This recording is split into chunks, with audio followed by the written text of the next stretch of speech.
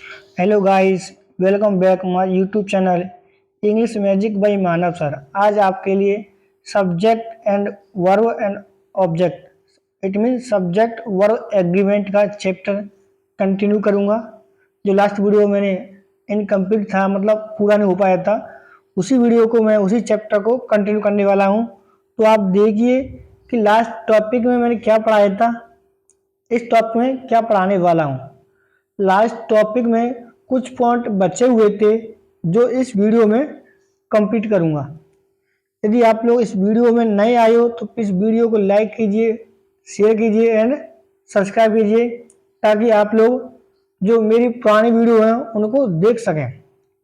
आज आपका next topic है सब्जेक्ट एंड वर्ब एग्रीमेंट। इसका रूल नंबर नेक्स्ट है, यदि कोई नाउंस, कोई भी नाउन, मैं क्या बोल रहा हूँ, यदि कोई नाउंस जैसे कि ब्रेड, ग्रास, इंफॉर्मेशन, आपके कुछ वर्ड फिक्स हैं कि जो एग्जाम में आते ही आते हैं, जैसे information, news, work, fruit, advice, wood, iron, glass, paper, dust, rubbish, language, baggage, stationery,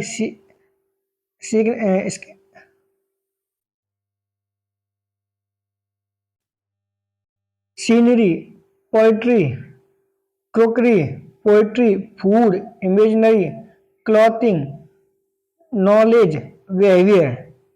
इतने भी अगर सारे वर्ड आपको सब्जेक्ट की जगह मिल जाएं तो आप इतना ध्यान रखना, इनका यूज हमेशा सिंगुलर सब्जेक्ट के साथ किया जाता है, मतलब एज अ सिंगुलर सब्जेक्ट किया जाता है, और इनके साथ हमेशा सिंगुलर वर्ब यूज होती है।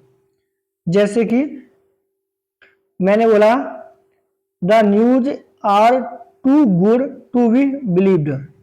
अब मैंने क्या बोला था, जैसे कोई भी वर्ड आ जाए, नॉलेज, बिहेवियर, कोई भी वर्ड आ जाए, अगर वो वर्ड हमारा सब्जेक्ट का काम करता है, किसका काम करता है, सब्जेक्ट का, यदि वह सब्जेक्ट का काम करता है तो उसके साथ हमेशा सिंगुलर वर्ब आती है। It means the news are नहीं होगा, आपका द न्यूज इज होगा, क्योंकि आपको पता है द न्यूज क्या हमारा सिंगुलर नाउन है। ओके, नेक्स्ट एग्जांपल आपका, most of the news were unbelievable, most of the news are unbelievable. तो most of the news subject का काम कर रहा है, ओके, तो वर्ब कैसी आएगी, सिंगुलर। बट आपको इसमें एक पॉइंट याद रखना है, जितने भी मैंने ये वाले जो नाउन बताए हैं, जितने भी सारे नाउन हैं, उनके बाद कोई भी आर्टिकल नहीं आता है। कोई भी आर्टिकल मीन्स आपको ए और एन नहीं लगाना है, ए और एन आपको नहीं लगाना है। ओके, जैसे इसमें बोल रहा है, ऊपर लिखे गए नाउन को अनकाउंटेबल माना जाता है, अतः उनसे पहले ए एन का प्रयोग नहीं किया जाता है, और ना ही इनको ई एस एस जोड़कर बहुवचन बनाया जाता है। इट मीन्स ये कह रहा है, जितने भी सारे नाउन हैं, चाहे हमारा गिलास हो, फ्रूट हो, एडवाइस हो, वुड हो, जितने भी सारे वर्ड हैं, ये वर्ड खुद में बहुवचन होते हैं, इनका बहुवचन नहीं बनता है। जैसे कि इन्फॉर्मेशन है, उसमें एस लग के आता है एग्जाम में, तो इन्फॉर्मेशन नहीं होता है, क्योंकि इन्फॉर्मेशन खुद में बहुवचन है। अगर उसमें एस लगा है, इट मीन्स आपका गलती यहीं पर है। एडवाइस, आपके मोस्ट एग्जाम जो मोस्टली क्वेश्चन पूछे जाते हैं, उनमें आपका इन्फॉर्मेशन आता है, न्यूज आता है, एडवाइस आता है, ये सारे वर्ड, एक सीनरी आता है, और एक आपका मिल जाता है आपको बैगेज। ये 5 वर्ड ऐसे हैं जो मोस्टली एग्जाम में रिपीट होते हैं। आप हमेशा याद रखना, ये वर्ड खुद में बहुवचन होते हैं, इनके साथ एस या यस नहीं लगाते हैं, जैसे कि इसमें लिखा हुआ ऑलरेडी। ओके, लेकिन अगर आपको इनका यूज करना है, इन्हीं वर्डों के साथ आपको यूज करना है, तो आपको क्या लगाना पड़ेगा, ये लिखा हुआ है, a piece of, pieces of, a bit of, bits of, an item of, item of, a sheet of. समझ में आ रहा है, sheets of, a pile of, piles of. ये वाले वर्ड आपको इनसे पहले यूज करनी है। अगर ये वाले वर्ड, जितने भी सारे वर्ड हैं, ऊपर जो वर्ड दिए गए थे, ये वाले, ए वाले, अगर इनसे पहले आपको यूज करना है तो वर्ब हमारा एक वचन भी हो सकता है और बहुवचन भी हो सकता है। जैसे कि ये कह रहा है there is a useful piece of information. अब आपको पता है कि इंफॉर्मेशन हमारा बहुवचन होता है, लेकिन इससे पहले क्या आया, अ पीस आया है, सिंगुलर माना तो सही है हमारा। ओके, नेक्स्ट देखो, a piece of bread has been eaten by the old man. अब ब्रेड हमारा बहुवचन है खुद में, लेकिन उससे पहले क्या लगा दिया है, अ पीस, इसलिए अ पीस हमारा सिंगुलर है और उसके साथ हम क्या लगाएंगे, सिंगुलर वर्ब। बट अगले पॉइंट में क्या बोलता है, 5 पीसेस ऑफ ब्रेड। अब उसमें क्या है कि क्वांटिटी बढ़ा दी है, पहले 1 पीस था अब 5 पीस हो गए, मतलब मोर देन 1। इट मीन्स ये होगा हमारा बहुवचन। जब बहुवचन हो गया तो वर्ब कैसी आएगी हमारी, बहुवचन। Sorry, 5 pieces of bread have been eaten by this man. Okay, ये पॉइंट समझ में आया। मतलब आपका पॉइंट ये है, अगर ये वाले जो नाउन आते हैं सब्जेक्ट का काम करते हैं तो इनके साथ जो वर्ब आएगी सिंगुलर आएगी। ये वर्ड कभी भी बहुवचन नहीं बनते हैं, ना ही इनमें आपको एस या यस लगाना है। अगर बहुवचन या सिंगुलर यूज करना है तो इन वर्ड से पहले आप पीस ऑफ आएगा जो मैंने नीचे बताया था। इसमें अगर ऐसे आता है तो आप लोग सब्जेक्ट के हिसाब से सिंगुलर है तो सिंगुलर वर्ब लगाएंगे, अगर प्लूरल है तो प्लूरल वर्ब लगाएंगे। ओके, नेक्स्ट पॉइंट, ये क्या कहता है हमारा अगला टॉपिक, मीन्स का प्रयोग जब मेहतोड़ के अर्थ में होता है। मीन्स का प्रयोग जब मेहतोड़ के अर्थ में होता है तो उसके साथ सिंगुलर और बहुवचन दोनों रूपों में यूज होता है, अतः उसके साथ वर्ब भी सिंगुलर या बहुवचन दोनों आ सकते हैं।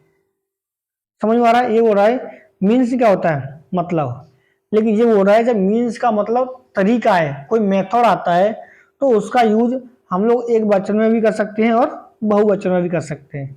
जैसे कि this means of in transformation, this means of transformation is not safe this days.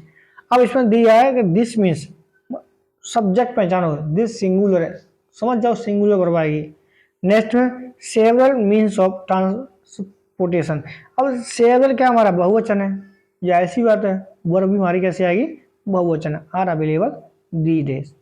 Okay, but rules next इसमें फॉलो कर रहा है, लेकिन जब मीन्स का प्रयोग आय के स्रोत में है, आय मतलब इनकम, मतलब आपकी कितनी इनकम है ऐसे, और आय के यूज में यूज हुआ है तो मीन्स का प्रयोग हमेशा बहुवचन माना जाता है।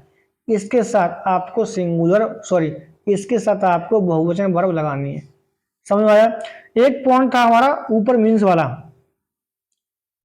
इसमें लिखा हुआ है मीन्स, अगर नॉर्मल मीन्स आया है मेथड के रूप में आता है तो भाई इसमें दोनों आता है, लेकिन मीन्स का यूज जब इनकम सोर्स के रूप में आता है तब आपका हमेशा कैसा आएगा, सिंगुलर।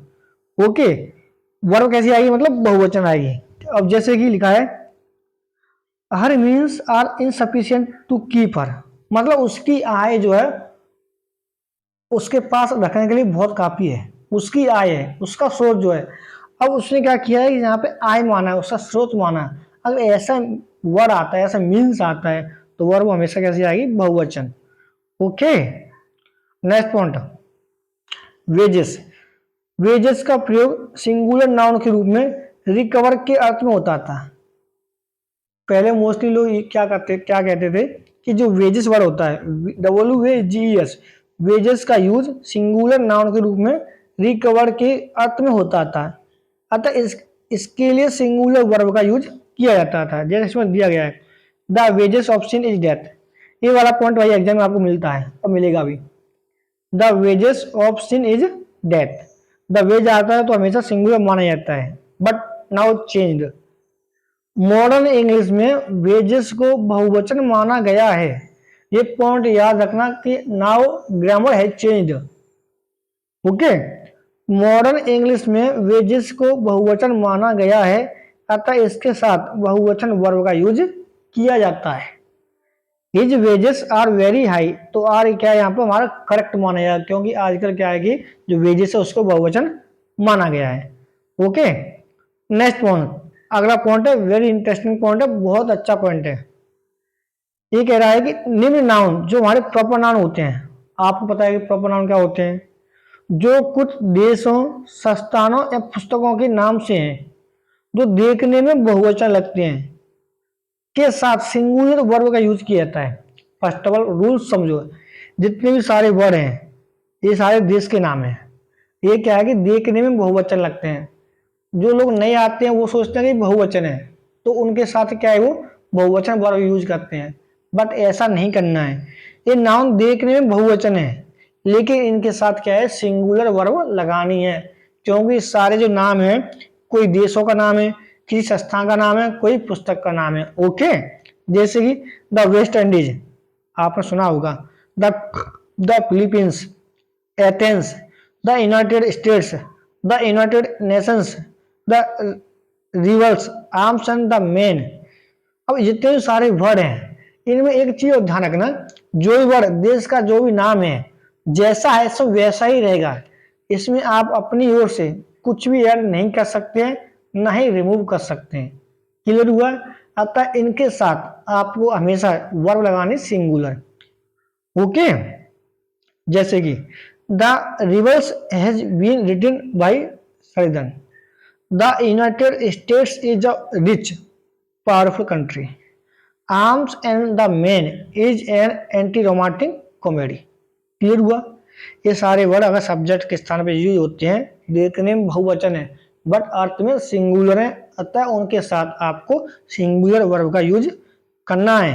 अब आगे रूल्स बोल रहा है एक, क्या बोल रहा है, लेकिन किसी देश के नाम से यदि खेल के टीम का बोध होता है, पहले तक कोई देश आ रहा है डायरेक्ट तो आप सिंगुलर वर्ब लगाते थे, अब इसने क्या किया है कि उसी को मॉडिफाई किया है।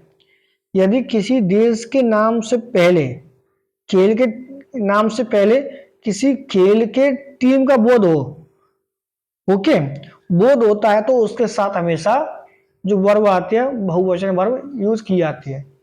मतलब वेस्ट इंडीज अगर मैच खेल रही है तो वर्ब कैसी आएगी, बहुवचन। जैसे कि India have won the match. अब आपको पता कि इंडिया एक कंट्री है, ओके, देश का नाम है, ये क्लियर हुआ तो हम हैज लगाते। लेकिन यहाँ पे क्या बोल रहा है कि यहाँ बोल रहा है India have won the match, हम क्रिकेट की बात कर रहे हैं, हम देश की बात नहीं कर रहे हैं, एक खेल प्रतियोगिता की बात कर रहे हैं। अगर ऐसी सिचुएशन होती है तो वर्ब हमेशा कैसी आएगी, बहुवचन। नेक्स्ट है the West Indies have not won any 20 match this year. West Indies खेल आ रहा है, French, Nepal have improved their chance of winning the cup. Clear हुआ? ओके, डाउट मत रहना। नेक्स्ट ये पॉइंट बहुत अच्छा है। कुछ खेलों के नाम जो इसमें दिए गए सारे वही ओनली, कुछ खेलों के नाम जैसे कि बिलियर्ड्स, ड्राफ्ट्स, डोमिनिस, डार्ट्स, बॉल्स। कुछ बीमारियों के नाम जैसे मसल्स, मम्स, सिंगल्स फॉर्म में बहुवचन होते हैं, परंतु फंक्शन में सिंगुलर होते हैं, अतः इनके साथ सिंगुलर वर्ब का यूज किया जाता है। भाई सेम वही पॉइंट है, मैं अपनी टॉपिक से बताता हूँ, जितने भी सारे खेलों के नाम आ जाएं, पहली बार जो खेल है जिस नाम से है वही रहेगा। बिलियर्ड्स लिखा है तो बिलियर्ड ही रहेगा, इसमें एस नहीं, एस मूव नहीं होगा, बिलियर्ड्स ही रहेगा। ड्राफ्ट लिखा है तो ड्राफ्ट ही रहेगा, मतलब इसमें एस हटा मत देना, ठीक है। डार्ट्स है तो डार्ट्स ही रहेगा, पहली बात। ये दूसरा जैसे बीमारी है, मसल्स, मम्स, सिंगल्स, ये बीमारियां जैसी हैं उसी नाम से रहेंगी, उसमें आप कोई भी नाम घटा या बढ़ा नहीं सकते। ओके, तो उनके साथ आपको क्या है, सिंगुलर वर्ब का यूज करना है। जैसे कि muscles is a serious disease. Clear हुआ? देखने में लगा कि ऐसा आ रहा है यार बहुवचन में, तो आ रहा है नेगेटिव, बीमारी का नाम है, ओके, सिंगुलर आएगा। जैसे नेक्स्ट है shingles is a skin disease, okay, mumps is a serious illness for grown up people, dominoes is not liked by us, draft is a table game for 2 players. Point clear हुआ? Okay, next point है भाई, ये देखो, यदि what का प्रयोग किसी noun clause से प्रारंभ हो और वह नाउन क्लॉज वाक्य का सब्जेक्ट हो तो उसके लिए सिंगुलर वर्ब का यूज किया जाता है। जैसे कि पॉइंट समझ में नहीं आ जाओ, मुझे पता है। अब वो कह रहा है, ये बोल रहा है जब व्हाट नाउन क्लॉज का यूज किया गया हो, मतलब आप नॉर्मल लैंग्वेज में याद रखो, जब कोई व्हाट वर्ड सब्जेक्ट का काम करता है, मतलब सब्जेक्ट के स्थान पे यूज किया जाता है, तो उसका यूज हमेशा सिंगुलर वर्ब के साथ किया जाता है। What I need is two new friends, अगर व्हाट्स आपका सब्जेक्ट के स्थान पे आ रहा है तो वर्ब कैसी आएगी? सिंगुलर। ओके, जैसे कि what I need is what he wants, okay, what she likes what he wanted watch. Point clear हुआ? और नेक्स्ट पॉइंट है, ये पॉइंट कुछ अलग से दिए हैं, जैसे the youth of the India are not satisfied with the progress of country. अब द यूथ की बात कर रहा है, आप हमेशा याद रखना, अगर द यूथ लिखा है तो इंडिया में जितने युवा लोग हैं उन लोगों की बात की जा रही है। अगर द रिच लिख के आता है तो इंडिया में जितने भी धनवान लोग हैं उन लोगों की बात की जा रही है। ओके, इट मीन्स यहाँ से सेक्रीफाई किया है, the youth means young people. Okay, जैसे लिखा है her youth was full of troubles and pains. Clear हुआ? सब दे रहा है। ओके, अगर ऐसा होता है तो इनके साथ हमेशा वर्ब कैसी आएगी? Singular. Okay, example a youth is waiting for you, four youth are waiting for you, दोनों सेम रहते हैं। पॉइंट क्लियर हुआ? यदि आपको वीडियो पसंद आई हो तो प्लीज वीडियो को लाइक कीजिए, शेयर कीजिए एंड सब्सक्राइब कीजिए। ये मेरा सब्जेक्ट वर्ब एग्रीमेंट का लास्ट वीडियो था।